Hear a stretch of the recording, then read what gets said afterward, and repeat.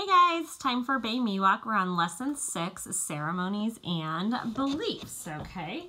Just gonna go through this same thing that we've been doing with the other ones, okay? Literally exactly the same thing. All right, here we go. Lesson 6, ceremonies and beliefs. The Bay Miwok were very grateful people who held special ceremonies to pray and offer thanks to their spirits. So let's go ahead and highlight that, because we want to understand that they're grateful people. They held special ceremonies to pray and offer thanks to their spirits. They believed that everything in this world had a spiritual power. Kind of that connection with nature again. I'm going to highlight spiritual power. So when they say that, they're talking about plants, animals, rocks, trees, mountains, everything. Because of this belief, they only took what they needed from the land and were never wasteful. We've actually already seen this idea before, but we'll go ahead and mark it again, okay? They only took what they needed from the land and were never wasteful. The Bay Miwok believed totally in the power of animal spirits and the spirits of each other. All right, so we'll go ahead and highlight that too, the power of animal spirits and the spirits of each other.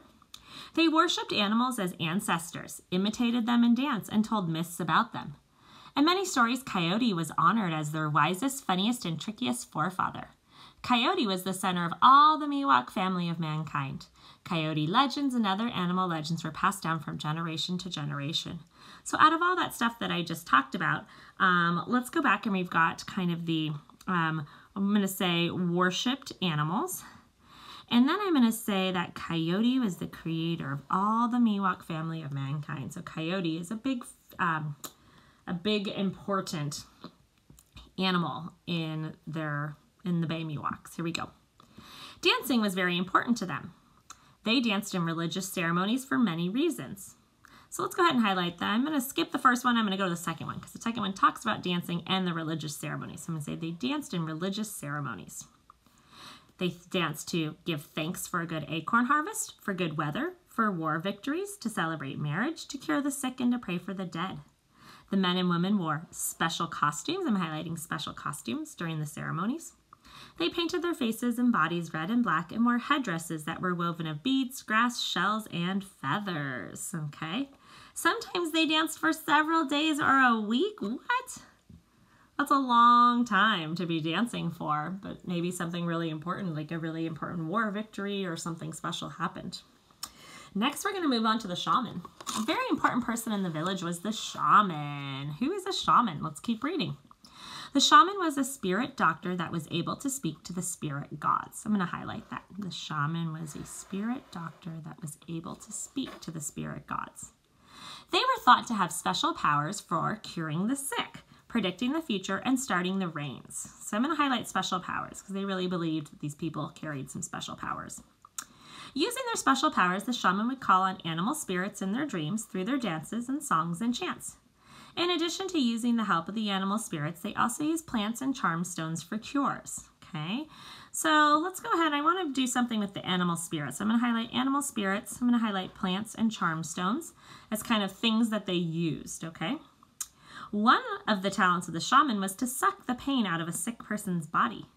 Kind of interesting. They would place their mouth on the suffering part of the body and actually suck the area until the pain was gone. You might be a little grossed out right now, but again, this was what they did, okay?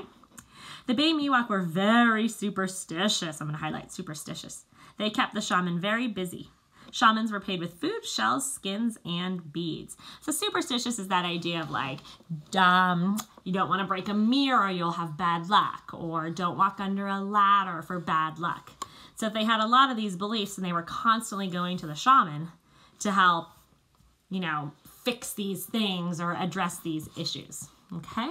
Today's activity is just questions and answers, okay? So it's literally just about using the text to answer questions. So if I take a look at the next page, it says, why did they dance in religious ceremonies? They being the Miwok. So why did they dance in religious ceremonies? So I might write something like this. The Miwok danced in religious ceremonies. Now, I'm going to go and refer to the text. And let's see. Oh, here it is. They danced in religious ceremonies for many reasons. Am I just going to write for many reasons? No. I'm going to mark something of this, okay? To give thanks for a good acorn harvest, good weather, war victories, to celebrate marriage, cure the sick, and to pray for the dead. How about I pick 2 to 3 of them, okay? The Miwok danced in religious ceremonies. I could even say for different reasons. For different reasons. Now, different reasons alone is not a good enough answer. So I'm going to say for different reasons, such as a war victory. Okay. I already forgot some of the other ones, so I'm going to go back to the text. Good weather, marriage, acorn harvest, such as a war victory, a good acorn harvest, comma, because it's a list, or a wedding ceremony, period. The next one is, what do you know about coyote? What do you know about coyote? Have you ever heard a tale with a coyote in it, a story with a coyote in it?